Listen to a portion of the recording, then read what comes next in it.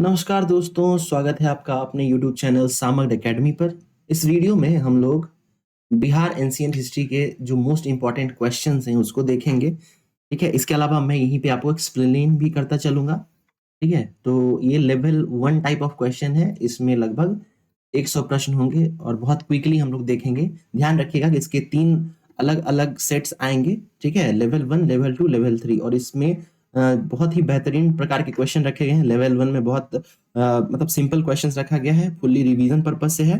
Level 2 जो होगा थोड़ा आपके नॉलेज टेस्ट को करेगा, और लेवल 3 जो होगा वो बिल्कुल PYQ बेस्ड होगा, यानी उस स्तर का होगा।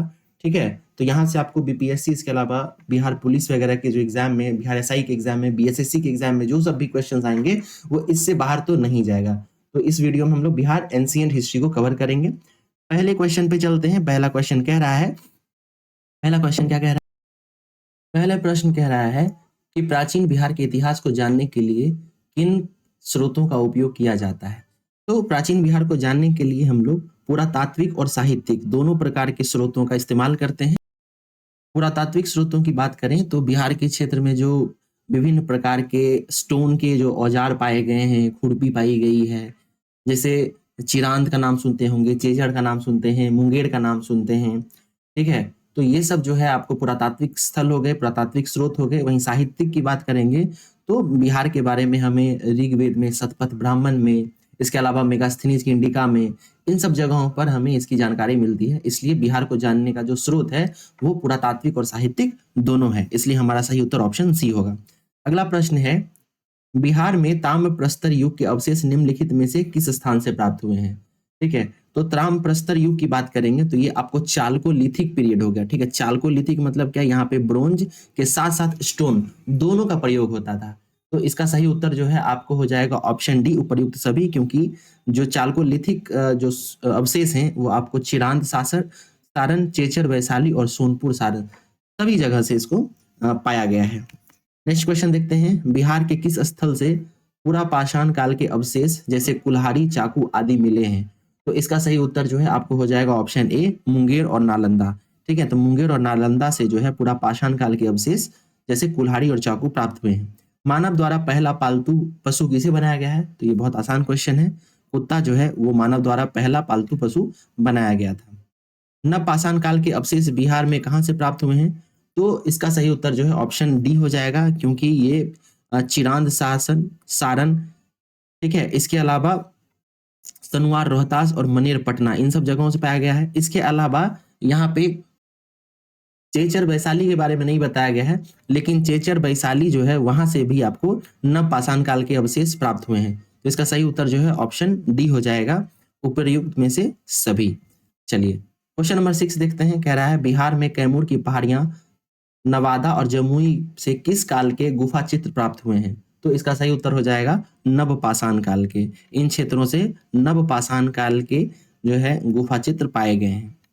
फिर क्वेश्चन नंबर 7 कह रहा है, शतपथ ब्राह्मण में बिहार की चर्चा किस रूप में की गई है? तो शतपथ ब्राह्मण में जो है बिहार की चर्चा जो है वो विदेह के रूप में की गई है। ठीक है, विदेह के रूप में की गई है। विदेह क्षेत्र बिहार को संदर्भित करता है। क्वेश्चन नंबर 8 की बात करेंगे, ऋग्वेद में बिहार क्षेत्र के लिए किन शब्दों का प्रयोग किया गया है? तो ऋग्वेद में जो है बिहार को कीकट एवं ब्रात्य क्षेत्र कहा गया है। ठीक है, कीकट एवं ब्रात्य, तो याद रखना है ऋग्वेद में कीकट और ब्रात्य कहा गया है। इसके अलावा यहाँ पर सदानीरा नदी का भी चर्चा मिलता है। ठीक है, सदानीरा, तो सदानीरा से गंडक नदी का तात्पर्य है। क्वेश्चन नंबर 9 कह रहा है, वराह पुराण में कीकट को क्या कहा गया है? तो वराह पुराण जो है, पहले तो याद रखिएगा कि कीकट शब्द का प्रयोग जो है वो कहाँ पे आया है? तो वराह पुराण में आया है। और वराह पुराण के अनुसार कीकट का मतलब होता है अपवित्र प्रदेश। ठीक है, अपवित्र प्रदेश। नेक्स्ट क्वेश्चन है, बिहार के भौगोलिक क्षेत्र की प्रथम चर्चा किस ग्रंथ में मिलती है? तो इसका सही उत्तर जो है आपको हो जाएगा ऑप्शन बी, शतपथ ब्राह्मण। शतपथ ब्राह्मण में जो है बिहार के भौगोलिक क्षेत्र की प्रथम चर्चा मिलती है। ठीक है, नेक्स्ट क्वेश्चन देखते हैं। अगला है, महाजनपदों में कितने महाजनपदों का विस्तार बिहार में था? तो 16 महाजनपद कुल हुआ करते थे, जिसकी जानकारी हमें अंगुत्तर निकाय से मिलता है, जो कि एक बौद्ध ग्रंथ था। और 16 महाजनपद में से 3 महाजनपद ऐसे थे जिसका जिक्र हमें बिहार में मिलता है। तो इसका सही उत्तर 3 हो जाएगा।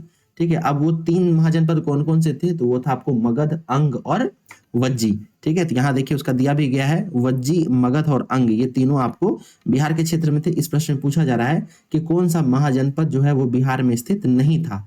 ठीक है, तो नहीं का मतलब क्या हो गया, ये वत्स, वत्स जो है वो बिहार में नहीं था। अंग की राजधानी कहाँ थी, नेक्स्ट क्वेश्चन पूछा जा रहा है, अंग की राजधानी कहाँ थी, तो अंग की राजधानी जो है वो चंपा थी। वहीं राजगीर की बात करेंगे तो ये मगध की राजधानी थी, मगध की। और जहां तक वैशाली का बात है तो ये लिच्छवियों की राजधानी थी। ठीक है, चलिए नेक्स्ट क्वेश्चन पे चलते हैं। विश्व का प्रथम गणराज्य की संज्ञा किसे दी जाती है, तो विश्व के प्रथम गणराज्य की संज्ञा जो है वज्जी संघ अथवा लिच्छवी को दी जाती है। ठीक है, वज्जी संघ और लिच्छवी को दी जाती है। नेक्स्ट क्वेश्चन है, मगध की प्रारंभिक राजधानी कौन सी थी, तो मगध की प्रारंभिक राजधानी गृहब्रज यानी राजगीर हुआ करती थी। अगला प्रश्न है, मगध एवं अंग महाजनपद का वर्णन सर्वप्रथम किस वेद में मिलता है। ठीक है, तो ये जो है आपको अथर्ववेद में सबसे पहले मगध और अंग महाजनपद का वर्णन मिलता है। महाभारत के अनुसार मगध की स्थापना किसने की थी, तो मगध की स्थापना जो है वो जरासंध के पिता थे बृहद्रथ, उनके द्वारा मगध की स्थापना की गई थी। ठीक है, बृहद्रथ, इसका नाम आप लोग याद रखेंगे। नेक्स्ट क्वेश्चन है क्वेश्चन नंबर 18, हर्यक वंश की स्थापना किसने की थी, तो हर्यक वंश की स्थापना जो है वो बिंबिसार के द्वारा किया गया था, बिंबिसार। ठीक है, इसके अलावा हर्यक वंश में बिंबिसार के अलावा जो है आपको अजातशत्रु और फिर उदयन, ये 3 शासक देखने के लिए मिलते हैं। अगला क्वेश्चन है, बिंबिसार ने अपनी पहली पत्नी कौशल देवी से विवाह करके दहेज में कौन सा क्षेत्र प्राप्त किया था, तो इसका सही उत्तर जो है आपको हो जाएगा काशी। काशी का क्षेत्र जो है वो कौशल देवी से विवाह करने के बाद दहेज के रूप में प्राप्त करता है। अगला क्वेश्चन है, बिंबिसार ने अपने राजवैदिक जीवक को किस शासक के उपचार के लिए भेजा था, तो इसका सही उत्तर है चंडप्रदोत, जो कि अवंती राज्य का शासक था। अवंती राज्य का शासक कौन था, चंडप्रदोत अवंती राज्य का शासक था। क्वेश्चन नंबर 21 कह रहा है, अजातशत्रु का उपनाम क्या था, तो अजातशत्रु जो था उसका उपनाम था कुनिक। ठीक है, अजातशत्रु का उपनाम क्या था, कुनिक था।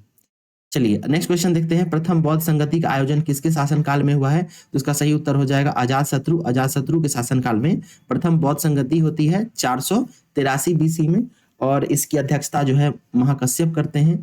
ठीक है, और इसी के समय में विनय पिटक और सुत पिटक का संकलन किया जाता है। अगला प्रश्न है, पाटलिपुत्र नगर की स्थापना किस शासक ने की थी, तो इसका सही उत्तर हो जाएगा उदयन के द्वारा। उदयन जो है वो हर्यक वंश का शासक था। ठीक है, नेक्स्ट क्वेश्चन है, शिशुनाग ने अपनी राजधानी पाटलिपुत्र से हटाकर कहाँ स्थापित की थी, तो शिशुनाग के द्वारा जो है राजधानी पाटलिपुत्र से हटाकर वैशाली ट्रांसफर की गई थी। ठीक है, वैशाली। अगला प्रश्न है, द्वितीय बौद्ध संगति का आयोजन कहाँ हुआ था, तो द्वितीय बौद्ध संगति का आयोजन जो है यही वैशाली में हुआ था। ठीक है, वैशाली में, और किसके समय में हुआ था, काल अशोक के शासनकाल में हुआ था, काल अशोक। ठीक है, या काला अशोक भी इसका नाम है, काला अशोक। चलिए नेक्स्ट क्वेश्चन देखते, और साल कौन सा था, 383 बीसी। अगला प्रश्न है, नंद वंश का संस्थापक कौन था, तो नंद वंश का संस्थापक महापद्म नंद है। सभी वंशों के बारे देख लेते हैं। पहला वंश हमें कौन सा मिलता है, हर्यक वंश, उसके बाद मिलता है हमें हर्यक के बाद हमें शिशुनाग वंश मिलता है, शिशुनाग, उसके बाद हमें मिलता है नंद वंश, और इसके बाद हमें मिलता है मौर्य वंश। मौर्य के बाद कौन सा मिलता है, शुंग वंश, इसके बाद हमें मिलता है कण्व वंश। तो ये याद रखना है। हर्यक वंश के शासकों का एक बार रिवाइज कर लेते हैं यहीं पर। एक थे हमारे बिंबिसार, फिर अजातशत्रु, फिर उदयन। शिशुनाग वंश की बात करेंगे तो पहला शिशुनाग था, दूसरा काला अशोक था। ठीक है, नंद वंश की बात करेंगे तो पहला था महापद्म नंद और दूसरा था घनानंद। ठीक है, घनानंद। फिर मौर्यों की बात करेंगे तो 3 शासक प्रसिद्ध होते हैं। पहला कौन सा है, चंद्रगुप्त मौर्य, दूसरा है बिंदुसार और तीसरा है अशोक महान। ठीक है, फिर शुंग वंश में हमें पुष्यमित्र शुंग देखने के लिए मिलता है। तो ये सभी नाम आप लोगों को याद रखना है। क्वेश्चन नंबर 27 देख लेते हैं, पुराणों में किसे परशुराम का दूसरा अवतार बताया गया है, तो इसका सही उत्तर जो है आपको हो जाएगा महापद्म नंद। ठीक है, महापद्म नंद जो है उसे पुराणों में परशुराम का दूसरा अवतार बताया गया है। ठीक है, महापद्म नंद जो है वो नंद वंश का शासक था। इसके अलावा बहुत बड़ी सेना भी इसके समय में थी। सिकंदर ने भारत पर आक्रमण किसके शासनकाल में किया था, तो इसका सही उत्तर हो जाएगा आपको ऑप्शन बी, घनानंद के शासनकाल में जो है सिकंदर का आक्रमण होता है। सेंड्रोकोटस के रूप में चंद्रगुप्त मौर्य की पहचान किसने की है? तो इसका सही उत्तर हो जाएगा विलियम जोन्स। विलियम जोन्स जो है वो एक इतिहासकार हैं जो सेंड्रोकोट्स के रूप में चंद्रगुप्त मौर्य की पहचान करते हैं। अगला क्वेश्चन है, चंद्रगुप्त मौर्य ने सेल्यूकस निकेटर को कब हराया था? तो ये हो जाएगा 305 ईस्वी पूर्व में। ठीक है, 305 में जो है चंद्रगुप्त मौर्य ने सेल्यूकस निकेटर को हराया था। ये PYQ है, प्रीवियस ईयर में पूछा गया हुआ है, इसलिए आपको याद रखना है, बहुत इंपॉर्टेंट है। इसके अलावा सेल्यूकस निकेटर के बारे में अगर बात करिएगा तो ये जो अलेक्जेंडर था, जो सिकंदर था, उसका सेनापति था। इसके अलावा चंद्रगुप्त मौर्य जब इसमें विजयी होता है तो क्या करता है, सेल्यूकस निकेटर और चंद्रगुप्त मौर्य संधि के रूप में सेल्यूकस निकेटर अपनी पुत्री हेलीना का विवाह चंद्रगुप्त मौर्य से कर देता है। इसके अलावा चंद्रगुप्त मौर्य जो है इसी उपलक्ष्य में 500 हाथी देता है। फिर सेल्यूकस निकेटर जो है वो चंद्रगुप्त मौर्य को अपने राज्य क्षेत्र के 4 महत्वपूर्ण स्थान जो है वो चंद्रगुप्त मौर्य को सौंपता है। इसमें काबुल था, कांधार था, मकरान था। ठीक है, तो ये भी आपको याद रहना चाहिए। इंडिका नाम की पुस्तक की रचना किसने की है? तो इंडिका जो है वो मेगास्थनीज के द्वारा लिखा गया है। चाणक्य के द्वारा अर्थशास्त्र लिखा गया है। फाहियान के द्वारा फाकूकी लिखा गया है। तो ये सब भी आप लोगों को याद रखना है।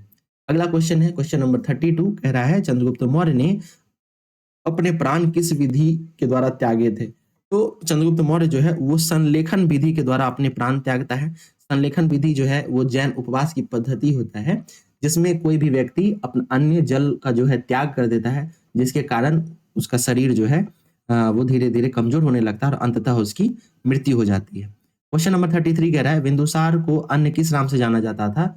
तो इसे अमित्र घात के नाम से भी जाना जाता था। बिंदुसार को अमित्र घात के नाम से जाना जाता था। बिंदुसार जो है ये मौर्य वंश का शासक था। ठीक है, चंद्रगुप्त मौर्य, उसके बाद बिंदुसार राजा बनता है।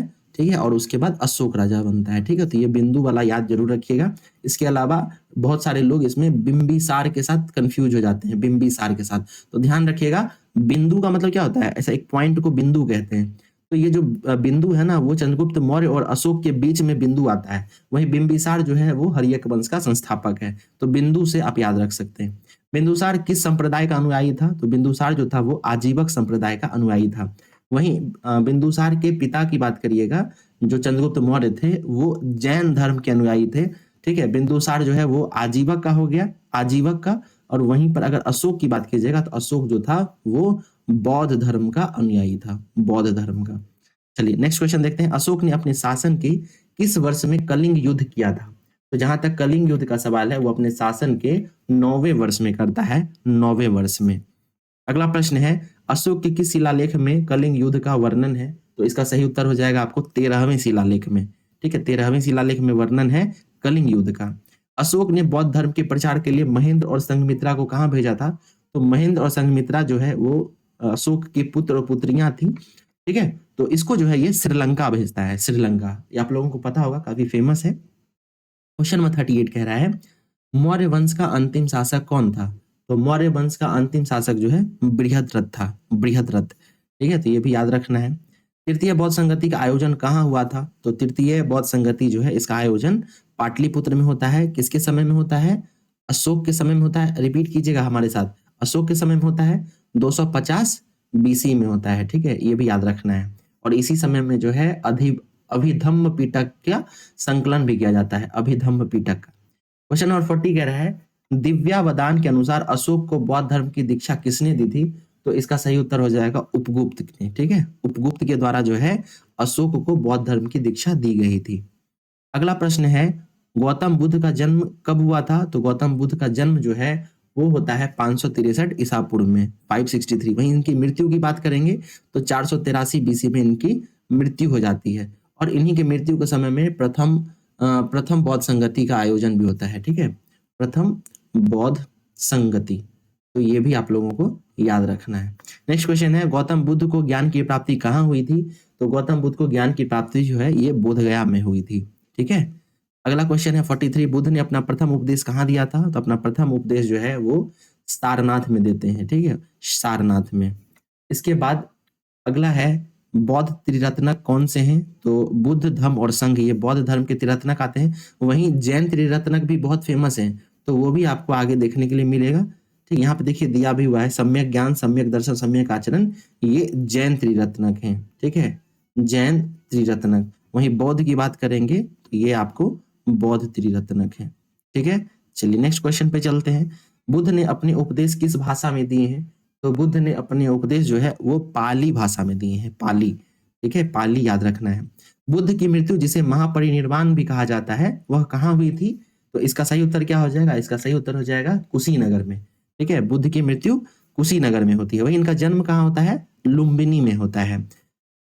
निम्नलिखित में से कौन सा मिलान गलत है? बुद्ध के जीवन के प्रतीक से संबंधित यह प्रश्न दिया गया है, आपको मिलान करना है। जन्म कमल, गृह त्याग घोड़ा, ज्ञान प्राप्ति पीपल बोधि वृक्ष, मृत्यु चक्र। तो इसका सही उत्तर क्या हो जाएगा? इसका सही उत्तर हो जाएगा ऑप्शन डी, मृत्यु। मृत्यु का जो प्रतीक है ना वो स्तूप है। ठीक है, स्तूप है।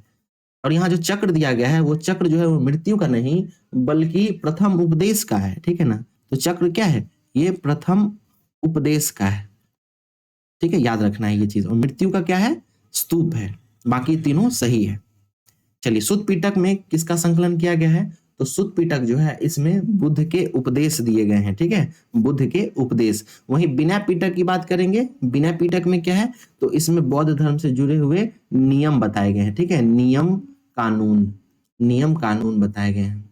चलिए आगे देखते हैं। चौथी बौद्ध संगति किसके शासनकाल में हुई थी? बहुत इंपॉर्टेंट है, कनिष्क के काल में हुआ है। चौथी बौद्ध संगति कहाँ पे होता है?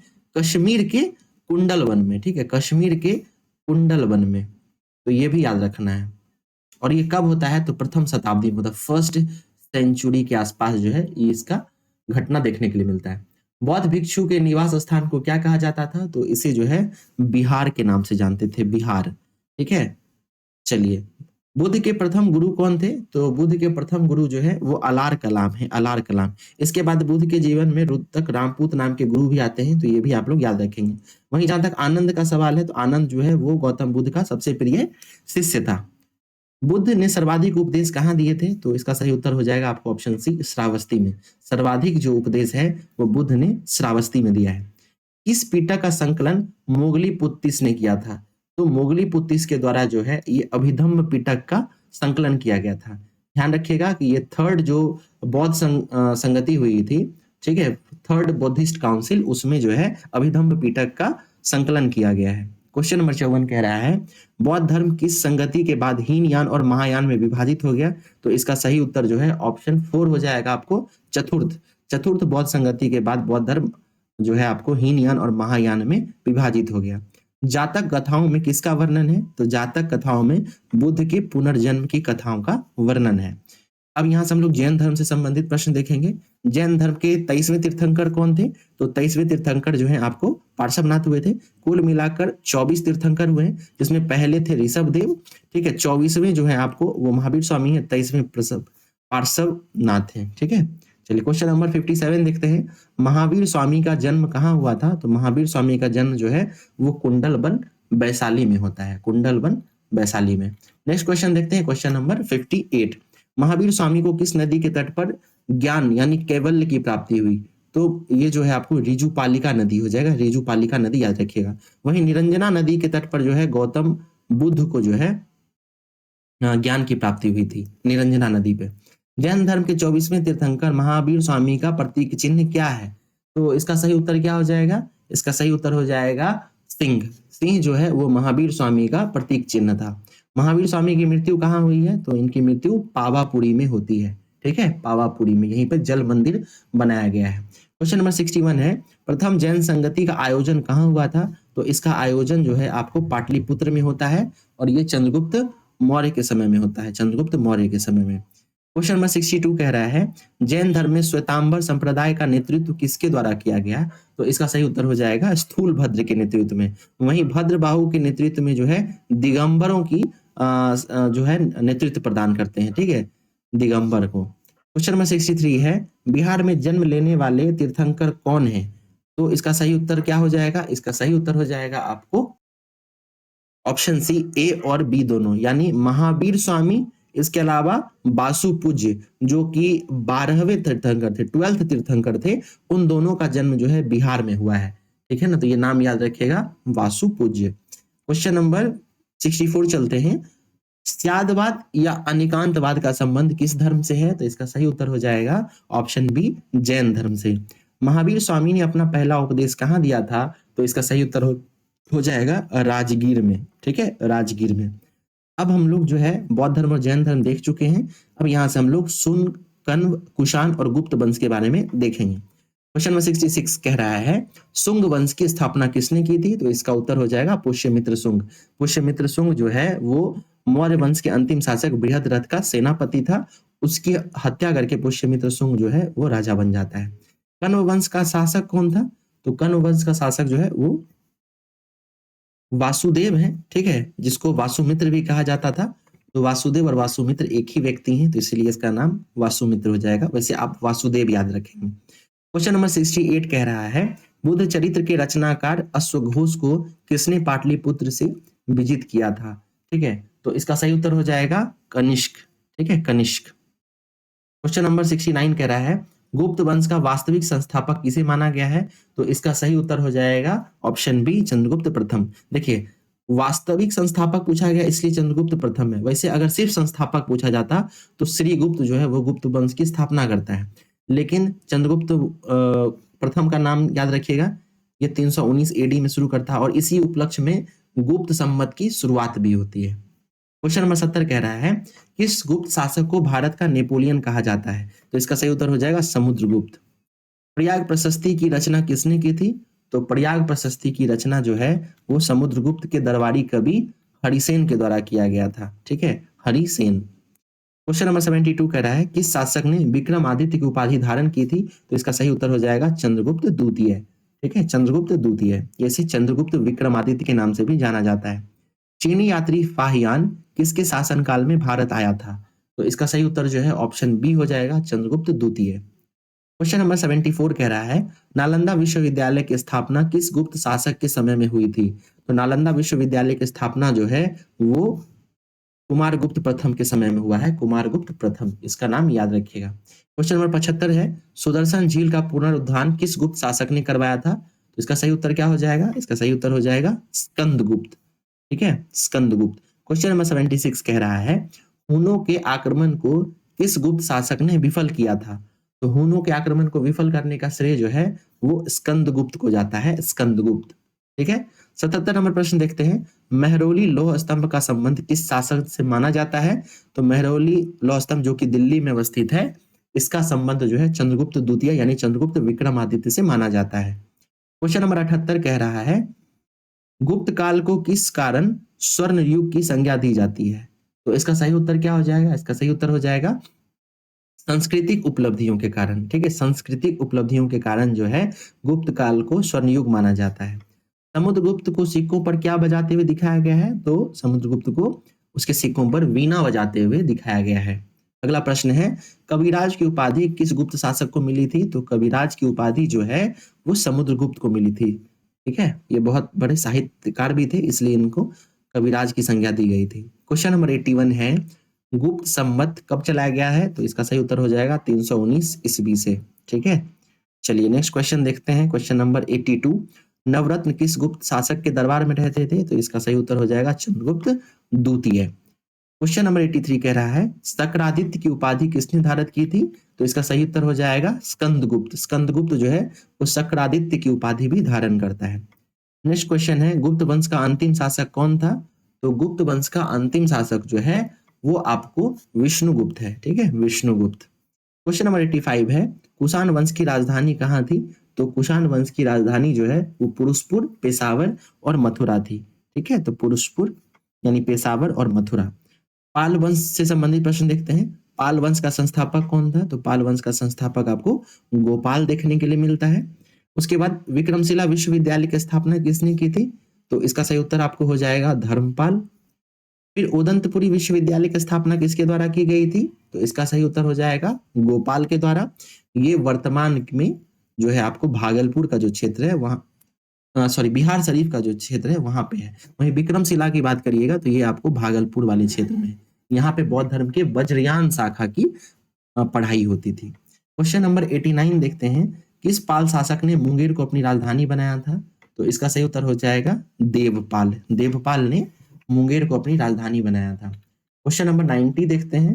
कह रहा है जावा के शासक, नाम याद रखिएगा, बलपुत्र देव को नालंदा में बिहार बनाने के लिए किसने 5 गांव दान दिए थे? तो इसका सही उत्तर जो है वो हो जाएगा आपको देवपाल। देवपाल ही वह शासक था जो जावा के शासक बालपुत्र देव को नालंदा में बिहार बनवाने के लिए 5 ग्राम दान देने के लिए कहता है। क्वेश्चन नंबर 91 है पालकालीन कांसे की मूर्ति के प्रवर्तक कौन माने जाते हैं? तो इसका सही उत्तर हो जाएगा धीमन और उसका पुत्र बिटपाल। धीमन और बिटपाल याद रखेंगे। क्वेश्चन नंबर 92 क्या कह रहा है? निम्नलिखित में से कौन सा युग्म राजधानी सही सुमेलित नहीं है? ठीक है, हमें गलत ढूंढना है। तो बृहद्रथ इसकी राजधानी गिरिब्रज थी, ये सही है। शिशुनाग इसके समय में वैशाली चली जाती, ये भी सही है। गुप्त वंश के समय में पाटलिपुत्र थी, ये भी सही है। पाल वंश के समय में पटना नहीं था, ठीक है, पाल वंश के समय में अभी हम लोगों ने मुंगेर देखा है, ठीक है, तो इसके आसपास जो है इसकी राजधानी हुआ करती थी। तो इसका सही उत्तर क्या हो जाएगा? इसका सही उत्तर हो जाएगा ऑप्शन डी, पाल वंश जो है यहाँ पे इसका उत्तर हो जाएगा। चलिए क्वेश्चन नंबर 93 देखते हैं। अर्थशास्त्र का लेखक कौन थे? तो अर्थशास्त्र के लेखक जो है वो कौटिल्य हैं। फिर सी यू की किसकी रचना है? तो सी यू की जो है वो वैनसान की रचना है, ठीक है, वैनसान, और ये चंद्रगुप्त विक्रमादित्य के समय में आता है।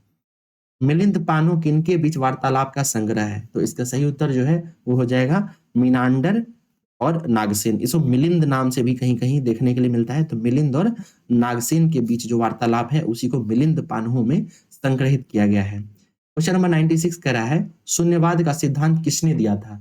तो शून्यवाद का सिद्धांत जो है वो नागार्जुन के द्वारा दिया गया है। क्वेश्चन नंबर 97 है धर्मपाल ने त्रिपक्षीय संघर्ष के किन शक्तियों से संघर्ष किया था?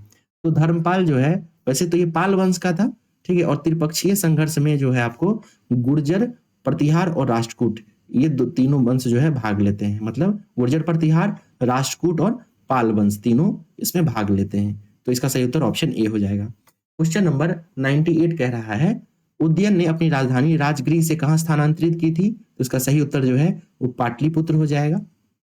कालिदास के नाटक मालविका अग्निमित्रम में किस शुंग शासक का वर्णन किया गया है? ठीक है, तो मालविका अग्निमित्रम के लेखक कौन है? तो कालिदास हैं, और इसमें जो है आपको अग्निमित्र की का वर्णन मिलता है, ठीक है, तो अग्निमित्र याद रखेंगे। और अंतिम सवाल है निम्नलिखित घटनाओं को कालानुक्रम में व्यवस्थित कीजिए।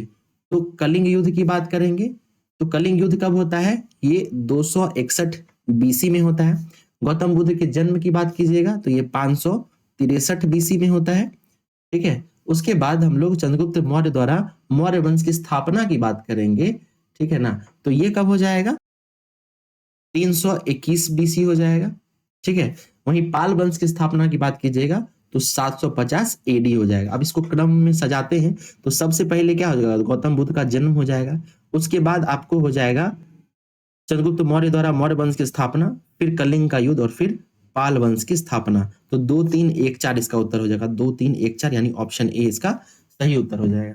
तो इस तरीके से हम लोगों ने बिहार के प्राचीन इतिहास से संबंधित सबसे महत्वपूर्ण 100 प्रश्नों को देख लिया है, ठीक है। अब इसके बाद जो है नेक्स्ट लेक्चर में हम लोग इसका लेवल 2 लेके आएंगे, जिसमें आपको क्वेश्चंस की प्रवृत्ति थोड़ी कठिन देखने के लिए मिलेगी, ठीक है। तो मिलते हैं नेक्स्ट वीडियो में। ये वीडियो जो है ओनली रिवीजन पर्पस से था। अगर आप लोगों ने एंशिएंट हिस्ट्री पर रखा था और इन 100 प्रश्नों के उत्तर आप सही सही दे रखे हैं तो आपकी तैयारी पुख्ता है, ठीक है। और जो लेवल 2 का प्रश्न है उसको देखने के लिए आप इसी प्लेलिस्ट के अगले वीडियो को देख सकते हैं। मिलते हैं अगले वीडियो में, तब तक के लिए धन्यवाद।